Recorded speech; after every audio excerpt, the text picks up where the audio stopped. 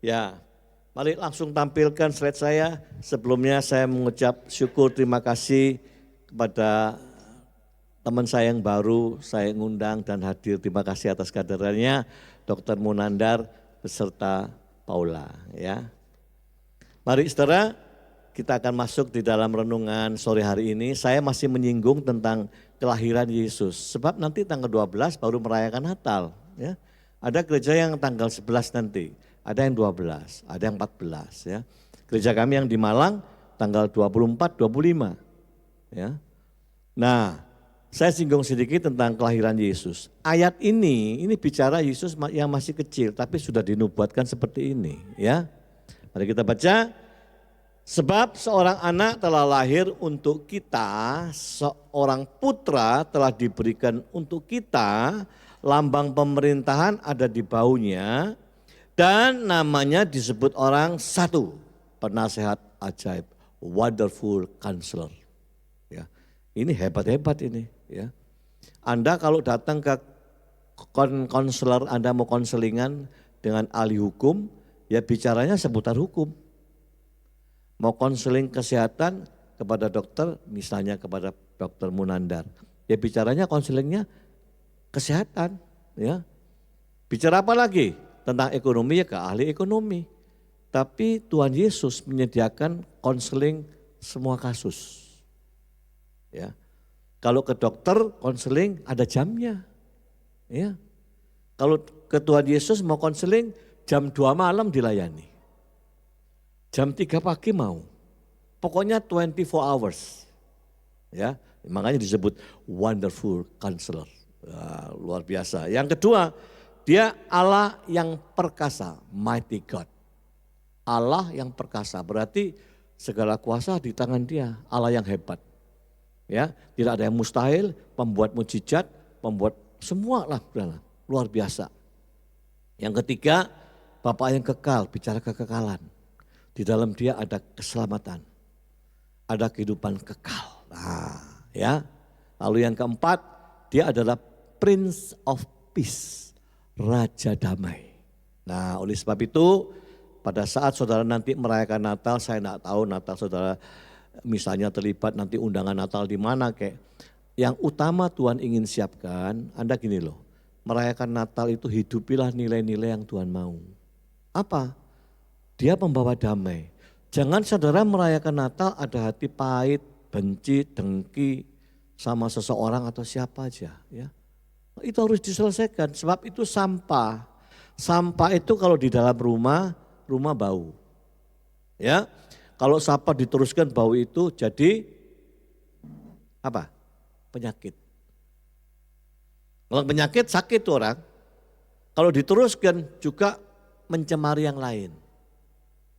Itu sampah. Sampah itu kepahitan, benci, dengki, iri hati, semua yang di sini. Itu lepaskan sebelum kau merayakan Natal. Apa artinya kau rayakan Natal tapi di sini pahit, ya? Nggak ada nilai, saudara. Ya, sungguh nggak ada nilai, ya. Saudara, saya ini usia 64. Kalau dipotong 14 tahun dianggaplah belum ngerti apa-apa. Selama 50 tahun saya udah merayakan Natal. Natal, merayakan Yesus lahir. Tapi Natal seperti apa yang Tuhan rindukan kita merayakan itu? Bukan cuma hura-huranya, enggak. Itu mah bosen Tuhan ya. Tuhan ngelihat setiap tahun begitu terus ya. Tapi yang Tuhan ingin kan gini loh. Ada orang itu bingung tentang religiositas, tentang agama. Ya, maka jadilah tradisi-tradisi Natal saja. Tapi tak bernilai. Yang Tuhan inginkan dari sisi spiritualitas. Kerohanian. Ya, ada perubahan dalam hidup saudara, hidup saya gitu loh. Baru merayakan Natal itu layak, ya. Kalau enggak ya tradisi. Orang menyebut melakukan agamawi saja. Ya, dan itu Tuhan tidak suka, ya. Next, slide berikutnya kita lihat. Saudara lihat ya. Yesus yang ini kita baca, ini Yesus sudah besar. Bukan bayi lagi, ya. Karena begitu besar kasih Allah akan dunia ini sehingga ia Allah telah mengaruniakan anaknya, siapa anaknya? Yesus sendiri yang tunggal, ya. Supaya setiap orang yang percaya kepada Yesus Tidak binasa, melainkan beroleh hidup kekal. Ini yang ngomong ini kalimat ini Yesus sendiri gitu loh. Ya. Jadi di sini ini Yesus sudah besar. Ya. Tapi bicara Natal, penekanan saya gini loh, Natal itu anugerah terbesar. Anugerah itu pemberian, manusia tidak layak tapi Tuhan kasih. Anugerah terbesar. Natal itu Yesus lahir, itu ada maksud Tuhan. Ya, ada misinya. Misinya apa? Jelas tuh lihat. Ini kan misinya. Membawa setiap manusia masuk dalam kehidupan kekal. That is bicara tentang salvation, keselamatan. Iya. Kapan Pak karya terbesarnya? Nanti pada waktu Paskah. Itulah karya terbesar Tuhan. Penyelamatan. Ini pada mulanya baby yang lahir ini. Anugerah ini kemurahan Tuhan. Ya. Boleh kita rayakan? Boleh. Sebab itu anugerah terbesar. Nanti ada karya terbesar dia. Hebat ya Tuhan ya. Nah saya ini mau bahas tentang hidup kekal. Saya tidak tahu apa di benak saudara hidup kekal itu. Ya, saya nggak ngerti. Tiap orang kadang-kadang mungkin punya hal-hal yang beda ya. Silakan masuk slide saya. Nah, saudara lihat ya gambar ini. Menurut saudara, di benak saudara pada saat saudara melihat KFC, di sini apa? Apa? Bu? Ayam. Yang. Kalau saya pribadi ngelihat KFC gini, di benak saya itu bukan crispy. Saya tidak suka yang crispy soalnya. Saya suka yang original. Tapi yang apa-apa, yang pentung paha bawah sama sayap. Nah cuma dua itu saya. Kalau dilihatkan paha atas, dada tidak tertarik. Tapi kalau ada paha bawah pentung dulu ya. Sama sayap. Original. Waduh, gairah saya ya. Coba saya ngomong sama istri saya. Original itu di ayam mana saja nggak ada tuh. Adanya di KFC. Betul ya? Nggak ada cari tuh. Kalau crispy mah banyak ya. Jadi kalau saya lihat KFC, langsung gambaran saya itu pentung sama sayap. Original ya gitu. Kalau saudara lihat logonya Honda, apa di benaknya? Hah? Motor. Tadi pagi saya tanya, kalau Anda lihat Honda gini ingat apa? Ingat cicilan Pak. Jadi dia punya beban cicilan itu. Nah, tak kasih tahu ya. Di Madura, kalau orang naik motor, coba tanya. Pak datang ke sini naik apa tadi? Oh naik Honda saya gitu. Anda keluar dia tengok Suzuki. Oh iya, ya tapi otomatis mulutnya. Satu lagi datang ke restoran, naik apa tadi Pak? Naik Honda saya. Saya keluar, ini mah Yamaha. Gitu. Tapi ditanya dia tuh nancep kalau motor itu Honda ya. Honda itu motor gitu loh. Lalu Sanyo apa Sanyo? Apa Bu? Pompa Sanyo ya. Saya sama itu Sanyo. Tapi tidak tahu kalau generasi muda, generasi Z apa itu? Apa? Mesin cuci. Generasi Z lain, apanya tuh Oppo ya gitu. Apa lagi? Hah? Xiaomi gitu. Ya, nah inilah apa yang ada di benak kita. Ada gambaran di sini. Yang saya mau tanya itu kalau di benak Anda tentang ini apa? Next slide. Next. Apa hidup kekal di benak saudara? Alkitab cuma mencatat gini loh. Nanti kau akan mengalami hidup kekal atau binasa. Ya, cuma dua. Binasa atau kekal. Apa kekal? Alkitab mencatat orang hidup kekal itu engkau hidup bersama Yesus kelak selama-lamanya. Tapi kalau binasa engkau terpisah dari Kristus selama-lamanya. Ya.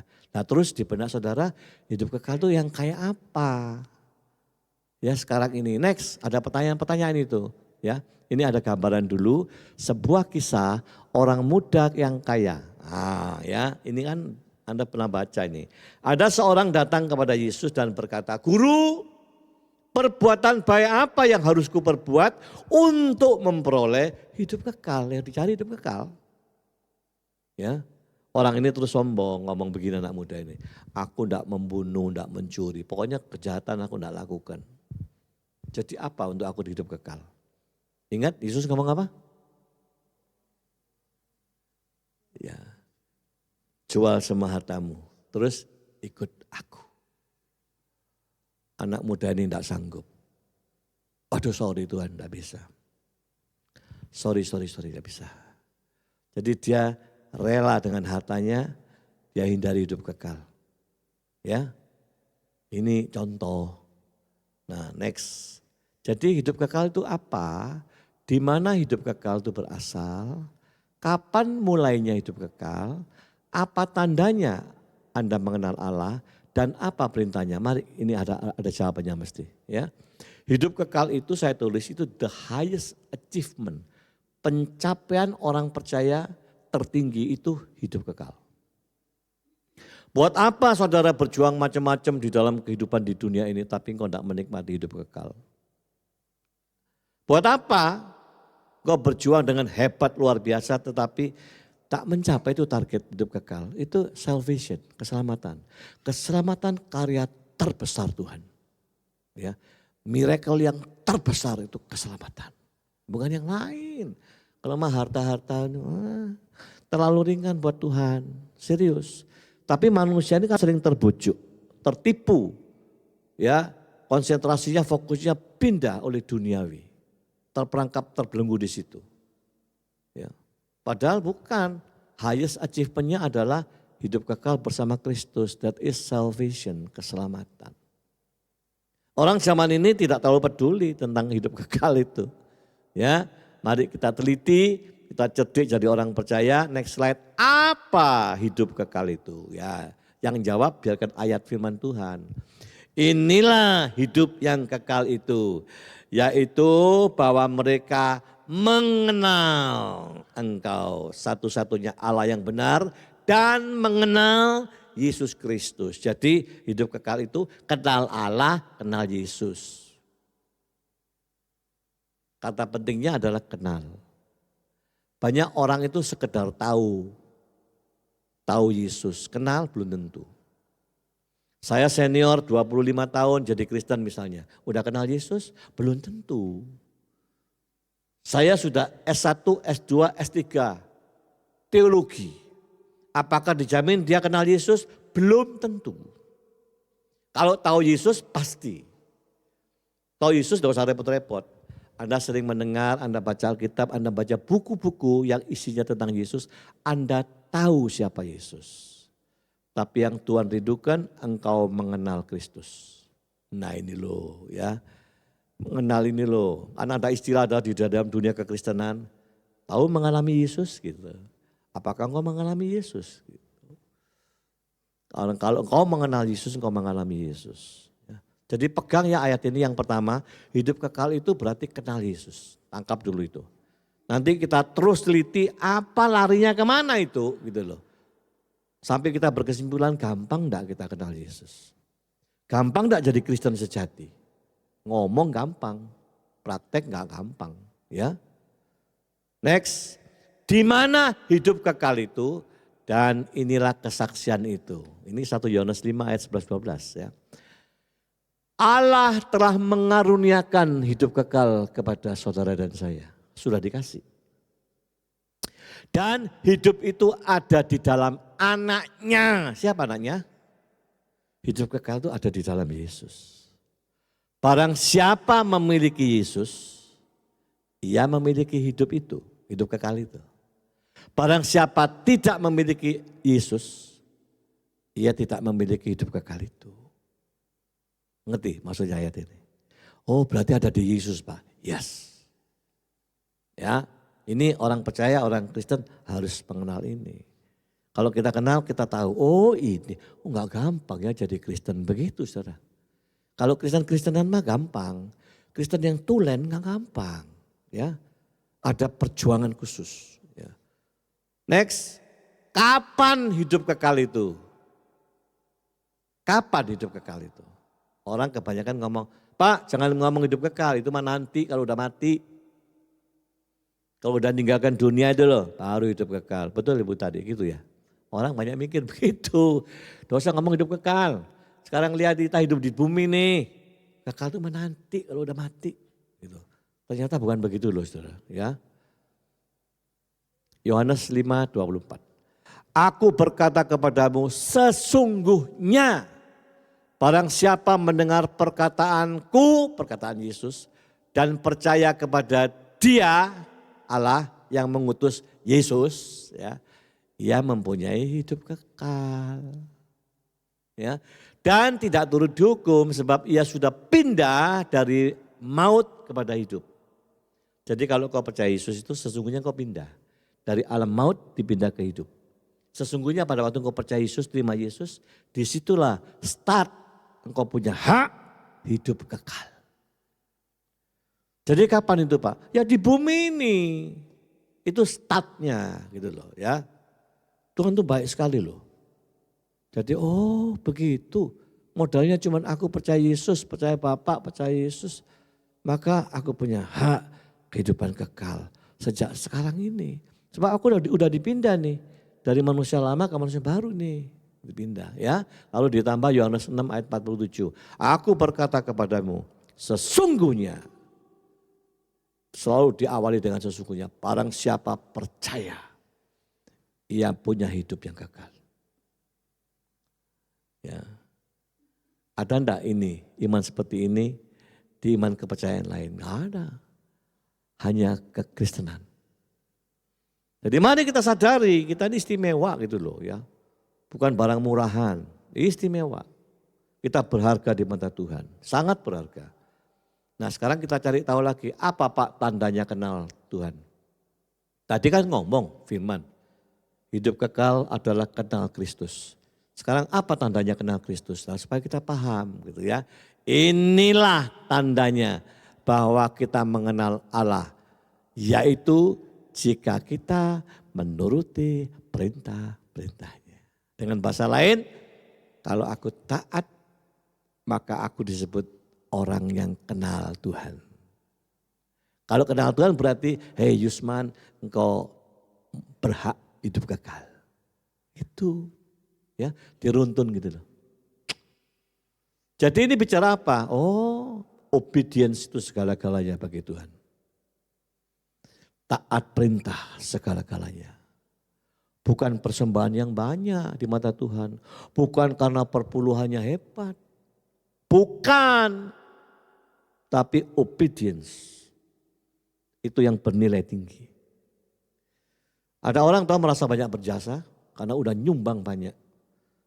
Kalau saya lihat bangunan yang tadi 1 sampai 8 itu banyak mujizat saya juga melihat ya. Di luar akal. Ada yang tiba-tiba kirim bendara kasih tahu saya, lu Pak Isman kaget enggak, bingung enggak kita ini. Kita minggu depan mau bayar ini 1, sekian M ya.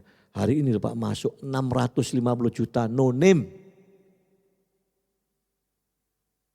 Ya belakang hari juga aduh kurang 3 miliar bagaimana ini ya. Waktu kejar-kejaran jadi ini sport jantung terus. Jadi saya percaya itu Pak Gembala itu sport jantung. Karena dia masih manusia. Kalau pagi dia tengok bangunan di situ ya, saya berdoa tengok. Pasti ada spot jantung sebab dia masih manusia normal. Ya. Cuma enggak boleh terus-terusan takut. Sebab apa? Saya udah ngomong juga. Oh udahlah 1 sampai 8 sudah Tuhan celikkan mata ini loh. Ini kan bangunnya tidak disediakan uang. Ini loh 200 miliar di depan. Engkau enggak bersandar sama Tuhan. Enggak. Tahap demi tahap, Terus aneh loh. Saya bicara aneh ini. Tidak masuk akal. Tapi saya ngerti ada harga yang jauh sebelumnya dibayar oleh Pak Gembala. Ini orang tidak semua tahu. Anda tahu waktu COVID, banyak gereja lain waktu COVID PHK. Yang lain tidak PHK tapi potong 50%. Ya, udahlah mainnya pokoknya itu, tidak 50% dirumahkan. Saya tanya, pada rekan-rekan yang di Malang, saya tidak tanya Pak Gembala, tanya rekan-rekan. Di sini selama COVID gimana? Siapa yang di PHK? Tidak ada Pak. Dipotong? Tidak ada. Justru waktu COVID sama Pak Gembala dinaikkan 6%. Loh dinaikkan Pak 6%. Terus ada keajaiban pada waktu COVID banyak orang dipecat kan. Banyak jemaat itu dipecat dari kerjaannya. Tidak punya uang, anak tidak bisa sekolah, nangis-nangis. Pak Gembala lihat tuh. Terus uang diakonia tancap terus kuat. Sampai suatu hari kan menipis uangnya. Tantangan bagi Pak Gembala. Tuhan, ini kan uangmu. Hari ini itu dombamu Tuhan. Mereka tidak bisa makan. COVID dipecati dari perusahaannya. Jadi gimana? Aku cuma melihat ya uang ini ada. Tuhan tak pakai, habisin. Suruh pengerjanya, udah pakai semua. Yes. Sudah Pak Isman saya tancap sudah. Aneh loh. Setelah diputuskan pakai ini. Kasnya tidak pernah minus. Ada yang ngisi terus. Ada yang transfer ngisi terus. Jadi kasnya terus. Ya udah ngalir terus. Jaib kan? Ikatan Dokter Indonesia di Malang. Pada waktu krisis masker. Bingung cari masker. Saya juga ingat peristiwa itu. Sulit, masker mahal gitu. Ini gereja dapat sumbangan masker dari pabrik masker. Yang tidak bisa lepas sudah. Sampai hari ini. Sampai Pak Gembala ngomong, sudah jangan kirim masker. Sudah COVID tidak ada. Oh enggak, pokoknya buat gerejamu tak kirim terus tak kirim. Loh, jadi sampai hari ini dikirim terus maskernya. Pada waktu itu banjir masker di gereja. ID kehabisan masker tidak ada. Gereja nyumbang ID. Sampai dapat Pak Gembala sertifikat ucapan terima kasih khusus buat gereja Betani Yesutoya Malang. Karena sudah menyumbang masker. Saudara. Kan kebalik. Ya, disalurkan ke sana. Terus ini hand sanitizer. Aduh saudara saya loh diceritain mana mikirnya. Kok bisa ya? Ya ini cara Tuhan. Yang nyumbang hand sanitizer itu bukan orang Kristen. Bukan. Dia nyumbang tidak mau dihentikan. Nyumbang terus sampai gini Pak Gembala. Yusman coba cek ke gudangnya. Ini sumbangannya hand sanitizer. Kira-kira ya dipakai untuk 3 tahun tidak habis. Disumbang terus. Dulu belum Kristen tuh orang. Terus ditanya sama Pak Gembala. Bapak kok nyumbang ke gereja? Bapak kan bukan Kristen ya. Aku ini gereja loh. Oh iya sudah tahu. Gitu. Orangnya juga keras ya. Tahu, tegas. Sebelum nyumbang kamu saya sudah nyumbang gereja-gereja lain tuh. Saya sumbang hand sanitizer. Tapi saya berhentikan semua sekarang. Kenapa? Dijual semua ternyata sumbanganku. Dijual sana, jual sana. Saya stop. Gerejamu sudah tak teliti, tak survei sebelumnya. Gerejamu enggak gitu, saya tak kirim ke gerejamu. Jadi dikirim terus. Ya. Ini loh keajaiban-keajaiban yang kita nggak ngerti kok bisa Pak Yusman ya. Dan sekarang itu yang kirim jadi percaya Yesus loh. Saya bilang aduh Tuhan luar biasa. Makanya saya bilang udahlah kalau udah lantai 8 tinggal 9, 10 mah Tuhan beresi. Termasuk interior finishing semua pasti diberesi. Ya. Memang support jantung. Mepet uang baru ada. Mepet ada. Unik ya Tuhan itu ya. Kecepit baru ada duit lah. Bayar lega lagi. Besok stres jantung lagi. Tumpuk uang, oh cukup lagi. Kalau udah cukup senyum gitu ya. Saya lagi stres lagi, tegang lagi. Memang Tuhan buat begitu. Supaya engkau setia. Engkau bergantung pada Tuhan. Kayak Paulus dulu, Paulus pernah minta, ya Bapak supaya ini yang mengocoh dalam hidup ini ditengerai semacam penyakit atau apa. Karena tidak dijelaskan jelas sama Alkitab ya. Supaya ini disingkirkan dari dirinya. Minta ulang-ulang sampai 3 kali. Tuhan ngomong, tidak usah Paulus, biarkan yang mengocoh kamu tetap di dalam kamu. Supaya apa? Kan malah tahu Tuhan, kalau ada itu yang mengganggu kamu, kamu bersandar kepada aku. Tapi kalau tak ambil ini, kamu mah sombong, lupa aku. Sama ini. Kalau digerojok uang langsung lengkap semua sampai finishingnya enggak bersandar pasti. Ngongkang-ngongkang bisa sombong ya, ada duit banyak, enggak ada ini. mepet terus.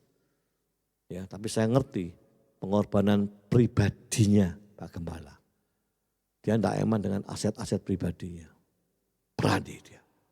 Nah itu yang saya yakin orang lain tidak lihat ini. Tapi disitulah Tuhan turun tangan. Ya, itu saudara. Jadi ada sesuatu yang dibayar.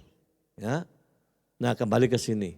Oh tandanya mengenal Kristus itu taat. Yes taat. Loh taat yang mana Pak? Perintah Tuhan kan banyak. Perintah yang mana Pak? Nah ini kita buka rahasianya ya. Perintah yang mana cara mengenal ini. Udah ditulis di Alkitab. Itu Rasul Petrus ngajari kita ya. Next. Nah ini tertulis ada di 2 Petrus 1 ya.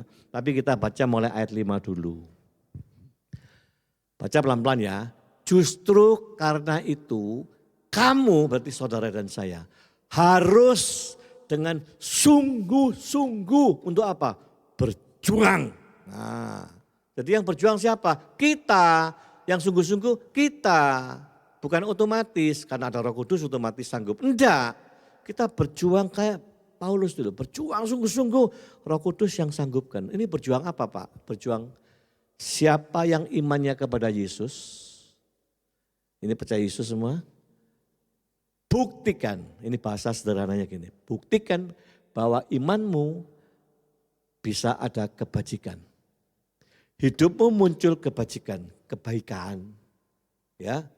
Seorang istri bisa melihat perubahan kebaikan suami. Suami bisa lihat istri. Bisa, kebajikan dilihat. Kamu bisa lihat antar teman. Oh, dia berubah Pak, tobat ya. Perbuatannya sudah banyak kebajikan-kebajikan. Satu. Cukup kebajikan? Enggak. Imanmu yang percaya Yesus hanya kau buktikan. Kau harus hidup muncul pengetahuan. Makanya enggak bisa Kristen itu asal seminggu sekali ke gereja cukup Pak. Enggak cukup, nanti jadi Kristen bodoh. Kalau bodoh Tuhan enggak mau, kenapa Pak kau enggak mau? Kau harus pintar. Supaya iblis tidak bisa tipu. Gitu loh. Ya, iblis tidak gampang, dia itu pendusta ya. Kalau kita ngerti tambah pengetahuan, lupa harus kuliah, sekolah teologi. Enggak harus juga. Enggak, tapi kita harus maju. Ya, punya hati mau belajar, mau mendengar gitu loh. Jangan mau tahu pokoknya datang store muka selesai. Yang penting kan persembahan. Enggak penting buat Tuhan ya. Enggak penting. Tapi Tuhan ngerti untuk urusan operasional gereja itu perlu duit. Ya. Tapi Tuhan sendiri enggak bangga dengan persembahan orang yang ini sekian juta. Enggak. Bagi Tuhan mah biasa. Lo yang punya Tuhan kok ya. Tapi Tuhan lihat isi hatimu. Kerelaanmu. Cara melatih hatimu. Tidak terikat oleh keuangan. Itu. Ya. Ini kan tidak gampang semua itu. Jadi yang pertama buktikan kalau imanmu Kristus harus ada kebajikan. Tidak cukup kebajikan harus bertambah pengetahuanmu. Supaya tidak ketipu iblis. Cukup 2, tidak. Harus belajar penguasaan diri. Ini mah gak gampang.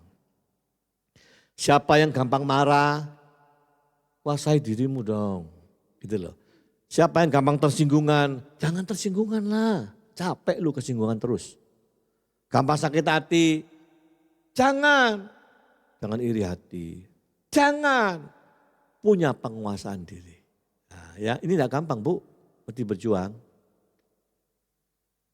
Ya, kalau berjuang, ini yang disebut engkau memikul salib. Ini mikul salib. Kalau tidak memikul salib, biar yang marah, biar marah terus sampai mati. Suka marah terus gitu. Itu tidak memikul salib. Kalau memikul salib, udah yang ibu-ibu cerewet, suka ngerasani orang, suka maki-maki marah. Stop! Itu penguasaan diri. Tapi itu pikul salib Bu. Tapi kalau kau tidak mau pikul salib, cerewet terus saja tiap hari. Rusak anaknya, betul ya? Pak, ini loh Pak Kristen Pak. Mulutnya memang rusak Pak. Tapi hatinya baik. Saudara percaya itu? Pak, Bapak jangan sakit hati ya. Ini pendeta walaupun kasar, tapi hatinya Hello Kitty. Jangan percaya, enggak ada itu. Itu omongan orang dunia. Sebab apa yang keluar dari mulutmu itu dari hatimu. Jadi kalau orang kasar, maki-maki, hatinya juga jelek. Udahlah itu dah. Ya. Jangan Kristen 20 tahun. Dulu Pak, ini keras Pak. suka banting gelas. Tuang. Rapat tidak sepakat kursi dibanting. Tuang. Dulu Pak. Sekarang berubah. Sekarang tidak banting gelas, tidak banting kursi. Mecah jendela, mecah ini. Oh tambah parah. Tambah parah sekarang mecah jendela ya. Enggak, Kristen itu harus berubah. Kalau enggak berubah berarti orang itu tidak melakukan perjuangan membuktikan imannya. Tidak ada, berjuang. Ya, siapa yang suka bohong sini? Itu berjuang. Aduh, belajar enggak bohong ini. Ya, siapa yang suka rasan sini. Biasanya rasan itu ibu-ibu. Ya, bapak jarang. Bapak ini malas ngomong. Laki-laki satu hari 5.000 kata. Wanita normal 10.000. Wanita cerewet 15.000 kata. Mertua perempuan normal 18.000. Mertua perempuan abnormal 30.000 kata. Waduh cerewet banget ya. Tapi memang perempuan lebih banyak kata ya. Ini bedanya. Laki-laki lain. Laki-laki rambut pendek, wanita rambut panjang. Betul ya? Tapi ada bedanya. Wanita rambut panjang tapi otaknya kecil. Oh jangan ketawa. Coba saya tanya dulu. Wanita rambut panjang, otaknya kecil. Siapa setuju? Setuju? Nah, wanita rambut panjang, otaknya kecil. Siapa setuju angkat tangan ibu-ibu? Enggak? Tidak setuju ya?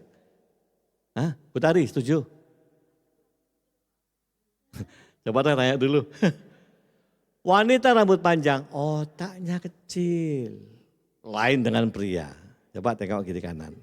Pria rambut pendek itu di mana? Saya lihat Markus ini pendek terus rambutnya. Gitu. Lain loh pria. Pria rambut pendek. Tapi enggak punya otak. Ya, jadi ibu-ibu jangan marah ke aku dulu, tak bela kau ya. Lain ya. Nah, ya. Lupa kok bisa begitu. Iya itu banyak laki-laki tak punya otak itu ya. Dia selingkuh sana, selingkuh sini, ya berkhianat sama istrinya, tak punya otak gitu ya. Kalau udah pusing mulai nangis-nangis ya. Tapi wanita rambut panjang, otaknya kecil, tidak apa-apa, kau selamat kau gitu, walaupun kecil. Oke, balik lagi. Jadi penguasaan diri, ditambah lagi kalau kau imannya kepada Yesus harus dirimu punya ketekunan. Tidak ada Kristen yang benar itu tidak tekun ya. Tekun. Orang tekun itu tahan banting. Iya kuat. Ketekunan dilatih Bu. Gak bisa tiba-tiba muncul tekun, gak bisa. Ya. Berikutnya, nah ini tidak bisa kelihatan mata ini. Yang beriman Yesus, dia harus ada kesalehan. Saleh itu apa? Kekudusan. Itu adanya di dalam hati. Hatinya takut dan hormat Tuhan. Tidak kelihatan gini dilihat. Kalau kebajikan kelihatan. Ini Yesus tahu. Dan kau diminta harus punya hati yang saleh. Kudus, hormat sama Tuhan. Takut Tuhan itu loh, itu orang saleh. Ya, cukup di situ enggak? Mulai muncul. Yang keenam. Buktikan kalau kau imannya Yesus, kau harus ada belas kasihan kepada saudara-saudara seiman. Kamu Kristen, saudara seiman, pelitnya bukan main. Kikir, pelit, medit. Saudara tahu, Alkitab menulis, orang kikir masuk apa? Neraka. Orang pelit masuk neraka. Sampai di ngomong, jangan duduk sebangku makan dengan orang pelit. Kenapa? Kau makan, dia ngeluh, dia sakit kepala. Ya. Kelihatannya baik, makan Cik, makan Cik. Begitu dimakan, wah celaka habis sudah. Wah, gitu.